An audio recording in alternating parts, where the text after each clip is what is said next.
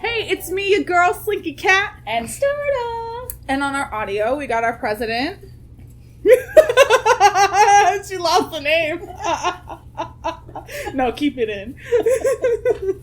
You good? So we got our president on audio. Yep. Kennedy Garfield Hamilton. And so in this week's episode, it's gonna be a little bit different, guys. So we know that the past few have been like fun and lighthearted because, you know, we're dumb. But like also, we want you to know that we're also very smart. So like these next few weeks, we're gonna be breaking down Fairytales. We're going to be breaking down, like, how they started or, like, the different stories that there kind of are and, like, how they, like, flow into nursery rhymes and, like, urban legends and stuff like that and how, like, parents trick their children into, like, being good. So, like, yeah. Ooh. I mean, that's basically what it is. That's true. I mean, so you're not wrong. Yeah. Yeah, also Starna's mouth's not working very well today, so I might have to translate a little bit for her, so here we are. It's entirely possible. Yeah, okay, so where do you want to start? Well, I don't know. Let's see. I mean, we were talking fairy tales, right? Yes, so we're going to start with fairy tales this week. Yeah, which makes sense, because that's almost the origin of this whole other thing. than parents going, don't go down the street! They're going to get you, man! Yeah, you know, the plague!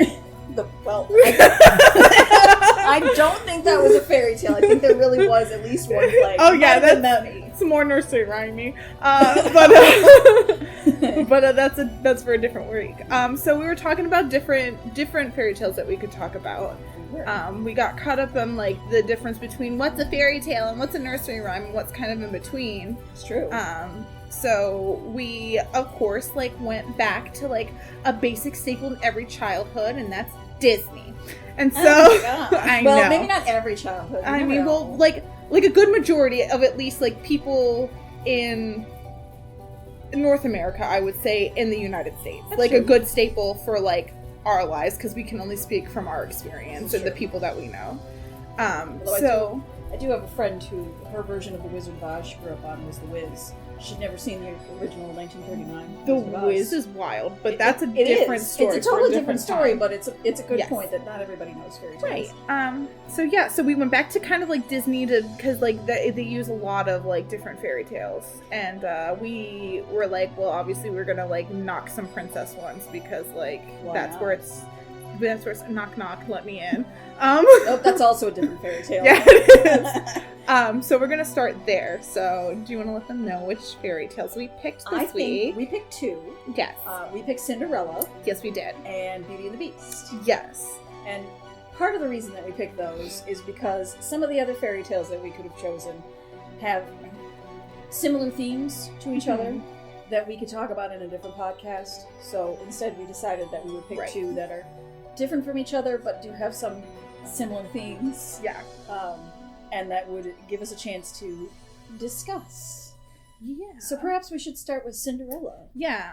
Do we need to recap Cinderella just in case? I think like recap what version we're talking about. Oh yeah, that's too, true. because like the Disney version is much different from like the actual fairy tale version. Well, but there's two fairy tale versions of it. Right. So do you want to share the one French that... and I'll go with German? I don't know the difference between the two. I only know, I think, one version of, like, the spooky, and I think it might be the German one. Well, the German one was originally called Aschenputtel. Right. And in that one, she had a tree on her mother's grave. Yes, that's the one I know. Yes. Yes. And that she would also go to the tree, and she would kind of pray to her mother, essentially. Mm-hmm. And her mother would send down birds and squirrels and such to help her out and bring her beautiful gowns. For the 3 balls that she goes to. That one, much like the French one, is also kind of dark at the end. Yeah. Because, of course, the stepsisters try and cut off their big toe and their heel. Right. To fit and then shoe. The animals are like, hey, my guy, like, maybe look at their feet and look how bloody they are. And, like, maybe they're not the one for you. Yeah, exactly. One of the things, though, I think that's interesting about Cinderella as well is that it was, like, the idea of marrying up in the world. Well, and like she didn't even want to marry the prince necessarily. She was just like, I just want a day off. Well, yeah, I mean, I get that, but if we're talking about in the time period that they took place in, it would very much have been, I want to marry up as well as I can, especially because of the way she had been treated. Yeah, absolutely. And the fact that she was abandoned by her father. So it's also why we didn't have her marrying for love. It wasn't like she knew this guy really well. Right. She had 3 nights with him to talk to him. Right. And she probably didn't talk all that much. They mostly danced. Quote unquote. Yeah, or not quote unquote. Sweet innocent children, aren't we? I mean, there's different types of dancing. There is different types of dancing. That's also another podcast. Different types of dancing. Yes. The salsa flame. Dirty dancing. Ooh, she had the time of her life. She never felt this way before. Oh my. Yeah, so, okay, so I know that one. I know that version of it where she, like, it kind of, like, it's happy, but the stepsisters. Wait, is that also the one where, like, the sisters go blind in it too, right? Because the birds, like, peck their eyes. Yeah, okay. So I'm game, because that one's very much you see in Into the Woods. So, what's the French? Sorry, hold. We're Googling because we did all of our research before this and we had everything there. We're so professional. Oh, well, the French version, the difference would be that that's where the pumpkin carriage, the fairy godmother, and the glass slippers came from. Okay, so that's actually a big difference from Ashvattle when you think about it. Okay, yeah. Because that's the one that influenced the Disney version and it's the one that everyone thinks of. Mm-hmm. But, which is why you probably, like, see her, like, topiary and stuff in France more. Yes. And we're talking Epcot, right? Yes. For those that don't know. Sorry, we're based in Florida. Yeah. So, you know, because topiaries, France just has topiaries. Yeah, they just random topiaries, like, right in front of the Eiffel Tower. Yeah. Could you imagine? I think we would really disappoint some people going to France if they went over there and went, there's no topiaries. Where the hell is the Cinderella topiary? Okay, we're getting off topic. Yeah, so this is off topic. But anyway, so back to basics. So that's the differences between the stories. So we're kind of talking more the darkness of it, too, and the morals. So yeah, and I kind of like though too, like how like meme culture has like come out and like stepped up that story because like I'm not gonna lie, like watching the Disney version and stuff, like I never liked it. I was just like, this girl is a hot mess like the whole time. Like I just wasn't about her. Well. And also, like, it was made in a different time, and, like, I grew up, like, loving Beauty and the Beast. Like, that was my jam. Well, what's interesting to me is, until Beauty and the Beast, the Disney version came out, Cinderella was my favorite Disney princess. Yes. And I think it's partly because that version of Cinderella, she's very proactive. Yeah. Which I think in the original Fairytales, she certainly wasn't. Yeah.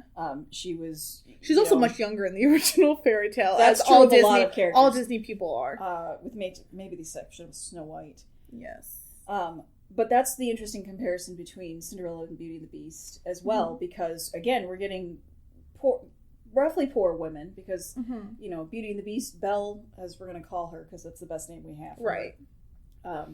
She started out, you know, she was a merchant's daughter, so she was rich to a certain extent, but still kind of middle class.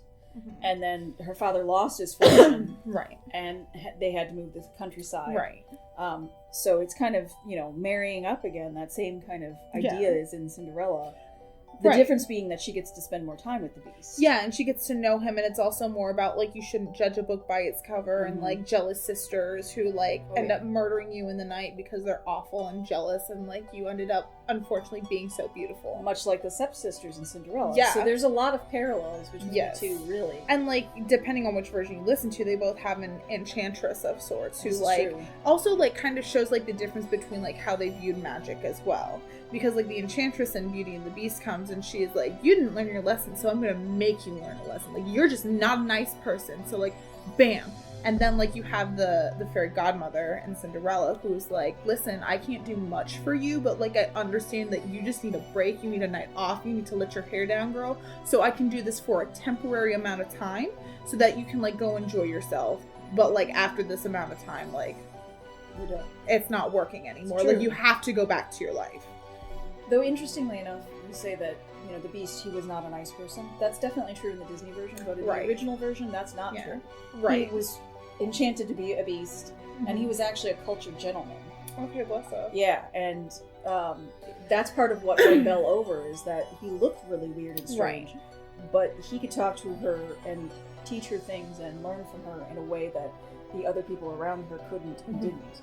Maybe I'm thinking of the Norwegian version too, because there's a Norwegian version of Beauty and the Beast that's I forget the exact name, but I read East of the Sun, West of the Moon. Yes, and I read a book by Edith Patu named East. No, it's really good. It's the first time I've ever experienced a 5-person like story, because it's got different perspectives. But that's the one I think where he's not as nice, and I think that's where that comes from. Yeah, because he's definitely like spurns like the troll queen in that one. Well, and the other thing that's really interesting in especially East of the Sun, West of the Moon, but also in Beauty and the Beast fairy tale, that also stems from Greek mythology with Cupid and Psyche, because that's the origination of that storyline where she was so beautiful that Aphrodite was jealous, and Cupid was supposed to come and kill her, and he couldn't do it because he loved her. Well, because he saw that she was beautiful, but just like the Beast, he chose to remain invisible. Right. So in East of the Sun, West of the Moon, it's a polar bear.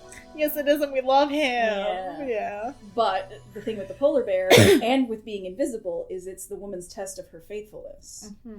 Whereas in Beauty and the Beast, it's less about how faithful she is, because she's not really understanding that that's what she's supposed to do. She's just, okay, I'm in a castle with a really cultured dude who looks like a pig man. I don't get it, but alright, whatever. But like, this is just how he is, and like, I mean, like, we're not doing weird things at night, but like, I guess you can sleep in the same bed as me, because like, that's a big part of the story too, is that like, they have to share the same bed for like X amount of days to break the curse. Well, and something that makes that interesting, getting back to how these applied to the time periods that they came from, I think they were really designed to prepare women to sleep with a strange man. In an arranged marriage. Both Cinderella and Beauty and the Beast, East of the Sun, West of the Moon, all of that was you have to trust your husband and have faith in him, because you don't know him that well yet, and you're not going to get to know him until after you're married. Right. So if you don't have that faith in him, then he's... Yeah, then anything could happen. Yeah, and he could really treat you bad. Like, he might look... And, like, definitely, like, especially because, like, it's these young women, like, probably being married up to, like, much older men, like, at the time. Like, that's unfortunately, like, obviously, like, we know better now. Yes. For the most part, I'd like to say. Like, there's still awful people in the world, but, like... Society was different around those times. Absolutely. The man had to go out and establish himself, either as his father's legacy... or in his own right, and that took him till he was about 30. Whereas young women, we wanted them out of the house as quickly as like, you're bleeding, bye, go make babies. Basically, yeah. But like, like that fact of like, he might look ugly, but he might be the sweetest, like gentlest, like most cultured guy, and might treat you absolutely right. And like, who you really have to worry about are your awful sisters who are going to murder you in your sleep. Exactly. And you're always on the murder in your sleep thing. You know, I've been listening to spooky podcasts a lot, so that's why. But the other thing that's interesting is that it's preparing her to be ready for her husband. Right. But also preparing her to be virtuous, because the more virtuous you are, the more likely you are to bag a prince. Absolutely. If you think about it in Cinderella, her stepsisters were awful and cruel and mean. Right. But Cinderella was good and kind and virtuous despite the circumstances she found herself in. Right. So she earned herself a prince at the end. Absolutely. Beauty and the Beast is the same way. Her father's fortunes fell. She ends up in the castle with the Beast.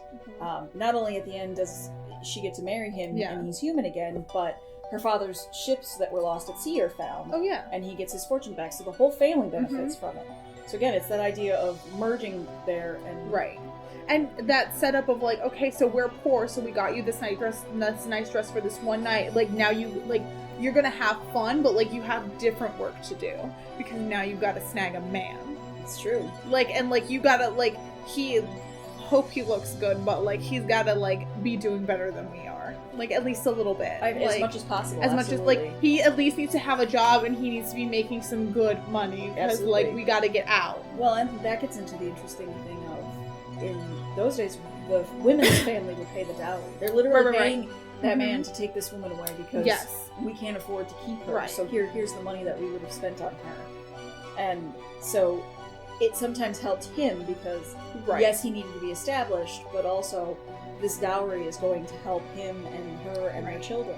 Well, and I mean, like, sometimes dowry wasn't always necessarily like money either. It was like, oh, we have had like a really good harvest, and we've had like real good like farming. So like, here, take like 7 cows and 3 chickens and 4 sheep for our daughter. Yes. And also, the woman was generally expected to bring things like bed sheets and dresses and clothes. The linens and stuff. All of the linens she provided the family in either a monetary sense or some kind of trade good was able to marry her off. Yeah, which is like, it's like wild to think about it now, but at the same time, it's like, you know, like, you don't, like nowadays, like, talking to children about, like, sex is such, like, a taboo thing. Like, you don't mention sex to children. And, like, it's kind of like we're getting out of that a little bit again. And, like, you know, if a child asks you a question, like, do you lie to that child, or how much of the truth do you tell that child? And, like, these... But yeah. Right. But these stories, I think, are, like, a good stepping point of, like, hey, like, someday, like, you know, like, if you want to have, like, a husband or a wife or, like, a partner or, you know, a human person to, like, be a companion, like, you're not necessarily gonna know that person at first. Well, and that's true. And keeping in mind, again, the time period. Yeah. When most of these were written down, a lot of those facts were already established. Right. Like, people just grew up knowing it. Yes, you grew up knowing it. But because we didn't talk about sex and we didn't talk about the wedding night and what everything was supposed to be done, these stories were meant to facilitate the fact that this is what's going to happen, because we're not going to tell you directly, especially when you get into the Victorian era, but where let's things tell got you a story. Bowdlerized. Yes. Yeah. Well, and I think it's wild, too, because people think, like, arranged marriage, like, oh, you're having sex, like, that night, too, and that's also not necessarily true. That's a myth that needs to be broken. Like, in arranged marriage, you don't necessarily have sex. That's true. On the wedding night, and it is more at the woman's... Unless you're royalty. Depending and on then everyone's watching. Depending on the lineage, but, like, for the most part, and it is more kind of, like, to, like, the woman's, like, kind of, like, okay, I'm ready. Yeah. A little bit more so. It can Not be. in every situation. Like, every situation is different. But, like, from my new research that I've done in my life, like, that's... And, like, stories that, like, I've heard and stepping outside of my, like, cultural comfort zone. Like, that's what has been expressed to me. Well, yeah, I do agree with that. And again, though, those stories, that's part of what they're teaching you. Is that, especially, think of Beauty and the Beast, for example. She spends all of this time with him. In a way, she's essentially married him already, even though it's not official and he's not human. They're common law married. They are common law married, and so she has to get used to it. And really, the turning point in Beauty and the Beast that turns him handsome is when she's willing to accept him and love him. Right. Which is probably when she's ready to accept sleeping with him and having children with him. I think that's why I love Beauty and the Beast so much, too, is because, like, even though, like, people, like, argue, like, oh, like, it's still a girl, like, but, like, she still saves him. Like, in a way. Like, like, they kind of save each other. Like, because he definitely, like, saves her from, like, especially in the Disney version, he saves her from dying. Like, in the Disney version. Yes. But, like, she also saves him. Well, from appearing that way. In the original fairy tale, he died of despair as well. He, you know, as soon as she leaves to go, like, they still check on loved her father, each other. He fell ill, and it was only her looking in the mirror that she had in the French version that made her realize, oh my gosh, he's literally pining away for me. Yeah. And something else that's interesting with both of these stories is the contrast as well of being able to leave your family behind. Right. You know, in Beauty and the Beast, she's very much attached to her father and has a very hard time leaving her family because he's the only man she's ever really known. So even when she realizes that he's cultured, he's wonderful, he's worth staying with, it takes a trip home to realize how much she's changed. And for Cinderella, it's something similar, where her father has died, her mother has died, left her in these circumstances, and she really doesn't know men that well. Right. So getting to know this prince, you know, at the ball as what seems to be a royal lady is a real chance to see outside of her house. Right. And like ready. And like also that fact of like your stepmom is just like the worst. Well, that's also you know what another, I mean? I feel like that's also another podcast. Oh, that's my stepmom's the worst. Well, and that's the other thing is, in most of these stories, originally they were not stepmothers; they were mothers. Right, because we talked about this outside of this when we were when we were trying to prepare quotation marks researching, pulling on the knowledge that we already have. Yes. But yeah, it was just really interesting when the Grimms, especially when they prepared all of their fairy tales, most of what they had when they did their first volume were snippets, stories that didn't always have endings, or mothers that treated their children horribly because the circumstances of the time period meant that I can't always afford my children, I'm going to abandon them. I'm going to find a way to marry them off, whatever it is. And so when they went to publish it, everybody kind of had this huge backlash against that, saying, you know what, this is really horrible to portray mothers this way. Yeah. And so all those mothers became stepmothers. I think Cinderella, because it's a French story as well as German, is probably one of the exceptions to that, just because for it to work, it has to be her mother's spirit that's coming to her. Right. But it is interesting to think of lumping that in or going, oh my gosh, what would have happened if it hadn't been stepmother and stepsisters? Right. Like, if she had been like Beauty and the Beast, where she just had two older sisters. Yeah. And I also, like, going back to, like, magic and stuff, like, when you said that, like, I also like that it's kind of preparing young women for, like, this night's gonna be surreal.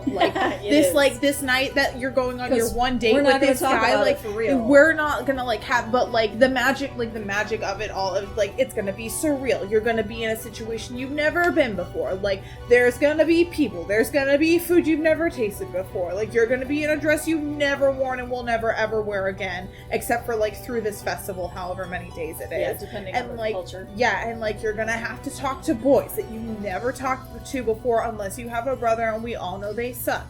Like, you're gonna have to get to know them. Pretend to like one of them. Get out there. Get your guy. Do the things. Hopefully he'll want you and come to our house later. Like, you know, like, they were really, really, really prepping. It's like when you go to prom, but like the first time you go to prom and you like don't know what to expect, and like that night is surreal and wild, and you're like, I don't know anything that's gonna happen. Hopefully it's not like most people's prom night. No, I just mean like the ambient feeling of like the prepping for it. Like, we're gonna get a dress, we're gonna do this, we're gonna do that. Well, that to me is Cinderella, though. Yeah. And it's not just her that's getting pimped out either, because it's the prince. Because the guys are peacocking too. Yeah, they're totally peacocking. Oh, it's absolutely. like, I need to find me a girl. And I think, especially at Cinderella's ball, it was probably not just the prince, but it was also all of the other lords and suitors. Absolutely. Who were like, cool, I can get the leftovers. He might pick his woman, but I can find one if he doesn't like him. They're all it's here like for the Bachelor. him, but we're gonna slip in when they're not looking. Wink. Yep, it's totally the Bachelor. Come see me behind this curtain. All that dancing. Yeah. You want this rose? I'll show you this. Oh, no, okay. Let's not get into that, because then we're getting into roses having thorns, and that's a completely different thing. Oh, my goodness. Yeah, so, okay. I feel like we have to talk about Rapunzel, only because, like, I know how into Rapunzel you are, and also we talked about it outside, and I feel like these two, like, we're good on, like, kind of talking about them. And, like, what they meant. So, like, Rapunzel is, like, wild. Especially depending on what version you're talking about. Absolutely, depending on what version you're talking about. The Italian version is... So, the one that I know is, again, the usual one. She's stuck in a tower, and it's either a witch or an older woman. Like, this woman is definitely older than she is, but it's a witch of some sort. She can be beautiful, whatever, I don't care. But, like, this woman has trapped her because, like... she's just like, she's mine now, and she teaches her to sing, and she's like, oh my god, you have such a lovely singing voice, I want to teach you to sing, like, you're in this tower, there's no way for you to escape. And so she, like, Rapunzel's just by herself one day singing because she's got nothing better to do, and this prince is like, oh my god, what a voice she has. And so she, like, sings, and, like, he's like, oh my god, I want to come up and meet you. She's like, there's no door. Well, at of course all. Not. Yeah, and so he's like, what do you have that you can, like, let me climb up? And she's like, my hair. And so she tosses it down and he climbs her hair. And then, like, you know, the witch finds out about their romance, and, like, they fall in love, and, like, da-da-da-da-da. Yeah, and then, like, he gets pushed out a window, and, like, he goes blind. And, like, it's wild. And, like, that's the version I know. And then, like, I guess she, like, cries in his eyes to, like, heal them, right? Yeah, that's the version I know. That I know as well. There's two versions as to how they get found out. Yeah. One is, Mother, why is my dress not fitting me anymore? Oh, and she's pregnant. Oh, yeah, she's absolutely pregnant. And then the other one is that the prince hides in the tower, and she finds him that way. That's the one that I know. But there's supposed to be thorn bushes around the bottom of the tower. That's how his eyes get gouged out when he gets pushed out very the window. Sleeping Beauty. Yes, very Sleeping Beauty. More overlap in Fairytales. Yeah. And then, basically, she kicks Rapunzel out and sends her to a desert to live. Yeah. And in the version that Rapunzel is pregnant, she has twins. Mm-hmm. And it's her singing, again, that draws the blind prince to her. Right. And when they're reunited, her tears crying into his eyes are what kills him. Yes. That's the version I know. Yes. I know that one too. Yes. The really wild one is, there's an Italian version. Yes, and he just, like, crawls straight up into her house. Well, she's... oh boy. She's, Guys, like, just a little bit of, like, trigger warnings and, like, you know, like... medieval fairy tales are, like, wild. Yeah, They're just wild, and so, like, it's a part of our culture, and it's something that we need to analyze, and if you don't feel comfortable continuing on, like, maybe turn back here. Like, maybe stop here. I just want to put back if I were you. I just want to put that out there before we continue on with this, the Italian version. Well, the Italian version is very similar. She's up in a tower. In that one, usually she's asleep, so it's a combination of, like, Rapunzel and Sleeping Beauty. Yes. And it's a king, actually, that comes to her, not a prince. Right. And he's already married. Right. He's just not happy with his wife and his marriage. And so, while she's sleeping... he kind of uses her for his own, you know, and at one point she, I don't even know if she wakes up, but she gives birth, and as soon as he realizes that she's got children, he runs off, and she's left on her own, and that's it. And like I said, it's a weird hybrid of Sleeping Beauty and Rapunzel, because we have the tower and locked away, but it's not, you know, again, she's asleep, and that kind of thing, and it's just... it's really interesting, those fairy tales, because when you compare them to Beauty and the Beast, Cinderella, that kind of thing, those fairy tales are about preparing a woman for marriage. Yeah. And this is preparing them for the horrors of life. Yes, Rapunzel and Sleeping Beauty tend to be preparing you for the horrors of life. Your husband may not be a great guy. Yeah. He might be a jerk. There's people out there who might do horrible things to you. Maybe you're safer locked in a tower. Yeah. Maybe you should just be... well, because doesn't the witch gets her because, like, her, like, parents steal from her garden. Yes. Right? Yes. She's in fact, like, that's how Rapunzel gets like, her name. Now this is my child. Yes. Like, she's like, you're giving me your child now. I'm going to teach her to sing. Like, you'll hear her from her. Like, it's going to be great. She's going to be lyrically blessed because I'm stealing her from you. Very kind of Rumpelstiltskin-y. Yeah. Yeah. Well, again, lots of overlap in fairy tales. Yes. Oh, absolutely. Which we'll get into some more of them in our nursery rhyme ones. Yes. But yeah, so it's just, that one's so wild because, and like Anne Rice did kind of more the Italian version, like she did a version of it after she did the Lestat thing, which we'll get into vampires way later. But, I don't know what that was. That was a vampire laugh. The demon inside of me was breaking out, guys. But yeah, Rapunzel's such a sad story no matter what version you listen to. It is, and yet because, in the like, same token, she gets this happy ending. Yes. She goes through a lot of hardship, yes. but it's almost like if she had obeyed her parents in the first place, if her parents had done the neighborly thing and stayed out of the witch's garden. Or even just, like, ask, like, hey, like, my wife is really hungry, like, I hate to ask, but, like, this is what she's hungry for. Do you mind if we go into your garden and, like, take some of this because you have it? Yeah, that one like, kind of tends to get into the social norms. Yeah. Of, well, like, and it's possible that you couldn't have, like, resisted the witch's garden because it's a witch. That's true. So she might have been she's like... magic. Yeah, she's absolutely magic. Yes. Practical magic. Okay, no, not that one. But yeah, so it's just like, it's so wild. I don't know. I do feel like Rapunzel, I feel, is like the one that I feel for the most. Like, out of all of them. And like, even Sleeping Beauty, because absolutely. like, she's, like, her whole story's messed up too, because she just like rapidly ages. That's a weird, like, horror fear of mine is rapidly aging. Again, that depends on the version of it. Right, but the one that I know, the version that I have heard is the one where she, like, I feel like the most common of the spooky versions of this one. Well, that's because you're going for the spooky versions. Aging. I mean, like, I feel all fairy tales at their core is spooky. Oh, absolutely, but they're also, again, the product of their time period. Right. So, in the original version, she didn't age rapidly. She generally outlived everybody else in her castle. Right. And the prince, when he woke her, everybody was gone. Or in some versions, everybody slept with her. Right. Not in that way. Just no. asleep at the same time as her. And when they woke up, the kingdom resumed what they were doing, which is also really weird to think of. Yeah, they just, like, dusted the cobwebs off and were like, okay, I guess. Also, like, how would you not be, like, incredibly emaciated? Well, magic. I know. It's magic. Also, like, that one's definitely, like, a just be nice to people. Because, like, if they would have, like, just, like, let Maleficent like bless up and do what she, or like the enchantress like of that story like bless up and do what she needed to do, like Well, just invited her like casually. That one's also like, pointing out that you can't possibly avoid all bad things. Right. No matter how many blessings she got on the day of her birth, she still had something horrible happen to her. Because that's just how the world works. Not everyone's gonna like you. And Rapunzel's very similar in that way. Yeah. So I think it's interesting to compare and contrast the 4 Disney princesses that we've sort of worked on. We have 2 that are very similar and they get their happy endings. Yes. And they're ready for marriage. And we get 2 that went through some hardships to get to their happy ending. I think it's also like to like ladies, like if you outlive your first husband, like your second husband might be even better than your first husband. At that point you're old enough to understand. Yes. So like, and like know what you need to get from your husband in order to have a good marriage.